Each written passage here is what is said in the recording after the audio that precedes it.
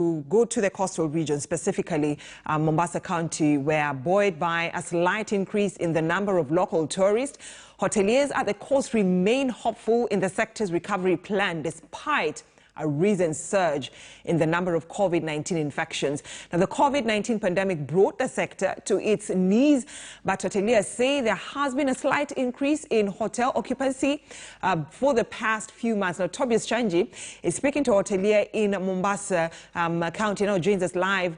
Tobias Chanji, good morning. So talk to us about, the local tourists this is a sector that the government has been focusing on during this time of the pandemic. How successful has it been? A very good morning, Brenda. We all know most of the nations have banned its citizens from traveling due to COVID-19, and now this one has made most of the Kenyans, or rather a boom in domestic tourism. Yesterday we were in Diani and were told by stakeholders that almost 90% of its tourists are local, or rather domestic, from either Nairobi and also across the coast region. But just allow me to speak to Sammy Kwae. Sammy Kwae is the executive officer that is of Kenya Hotelkeepers and Catering Association. Maybe to just paint for us a picture of the situation as it is as of now. Yeah, Chanji, you're right, a big chunk of the visitors we are having since the restrictions were actually lifted and the COVID protocols were actually eased for the tourism and hospitality industry in Kenya, is that we have had a high number of our occupancy now by the domestic clients from Nairobi, from the corporate world, from the NGO world in the country and across the region. And this is very significant because we are beginning to appreciate and actually take note that actually the destination can actually be run and managed, at least in the short term, by the domestic clientele. Yes. At the same time, we've also seen some of the countries that have never been maybe destination markets for Kenya. Like last week, we witnessed the arrival of a charter plane from Romania. Does it give any hope of other maybe countries that have never been a market for Kenya? It is true. Travel is going to change big time, and a lot of people are looking for places and experiences that they have not had before. But what has happened is that Kenya has been resilient. Kenya has had a very good product, but also Kenya has done quite a lot in terms of maintaining the protocols acknowledged globally to manage the pandemic. So people who travel probably to our neighboring countries would want to come to Kenya because we've done fairly very well as a destination and as a country in observing all the protocols that were actually put out there. We kept a good data, a good inventory of what we're doing. And currently we're actually doing so much in terms of vaccination and information.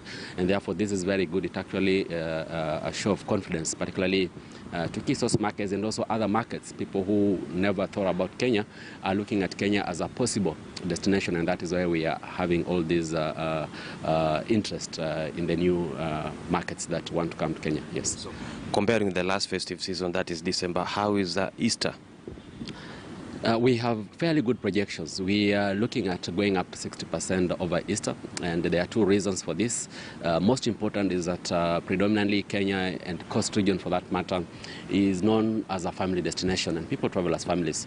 So we are having schools closing this week, and therefore a lot of people, a lot of parents who had prepared to take holiday, actually looking at the coast region. We have had an increase in inquiries in the last 2-3 weeks, and if we can convert those into holiday, we are very happy. For those who have not taken that decision, we are urging them to think about the cost now. The prices are very good, competitive. There are many offers, but also having children come from school and having them locked in the house will not be very good, particularly in the wake of COVID. And we are receiving reports of a lot of infections, probably a lot of fevers around in schools. So a holiday probably in cost will actually be able to ease. And I think that is why many parents have thought about taking a holiday to Mombasa, to the coast region this festive season. And yes, we are projecting 60% over Easter. Yes. What are some of these offers that maybe stakeholders are employing to make sure that they get the clients? If you look at the costing, the cost of living has actually gone very high. The VAT back and many other costings have actually gone very high. But what has happened is that a lot of offers are still as they were last year. We have actually reduced spaces. For example, the sitting capacity and the room capacity and other things have actually... So there's so much space, there's so much offer that is given. So apart from costing, there are so many attractions that you have actually given, especially if you are a family and you have children. A lot of hotels have come up with very good programs that will actually take care of your children as parents on a destination or on holiday, and therefore you're actually able to take off the hassle, get relaxed, as children are able to enjoy. So all these offers are there. You have to call any hotel, find out what offers you have. They just come, and also the easiness that SGR has actually been allowed to be able to operate at night, and therefore has made Coast Region more accessible, and therefore you can actually take a holiday here over Easter. Yes. Okay. Then lastly, some years back, we saw hoteliers coming up with strategies, especially of mapping areas in Coast Region for various products. Where are you up to now with that strategy? KTB has actually completed this process, and actually if you go to Kwale, there are attractions that you'll be able to enjoy in Kwale, in Mombasa, and even Diani. And this is not an access just for the Coast Region, it's actually a nationwide access where KTB prioritized flagging different attractions, so that if you go to counties, it was meant to work alongside together with the counties to be able to look for signature attractions. So when you go to any part of the country, actually to try and promote and open up destinations that are not actually being exploited, we realize our interland, the upcountry, Mount Elgon, Kitale, we have attractions across the country. So KTB was actually packaging these, and the process is complete, and they've started actually launching these across the region. So there's virtually everything you can do everywhere in the country. Because like Diani Beach has been the best beach destination, I think 7 years in a row. Have we taken advantage of it? Probably not as much. There's so much that we can still do. We still leading. Probably what we need to do is to go and preserve that beach more, to conserve it more, and probably add other attractions so that we don't put a strain on that particular award winningness, so that we can continue to have it for posterity. Yes. I'll still ask you maybe for my last question about the stimulus package, where you are so far, because last time we spoke, many of the hotels had not applied for that stimulus package. Where's the situation as of now? Many hotels are gradually taking this up. There were two factors that were challenging. Number one, COVID happened when we were just at the peak of the high season, Easter last year. And therefore, many hotels had actually taken or invested a lot of the operational resources. So there was a challenge with cash flow. And so when COVID happened, there was so much that had been spent on marketing, a lot had been spent in acquiring staff and other operational issues, stock and everything, and then COVID happened. So people did not have money for operational issues as opposed to having money for investment.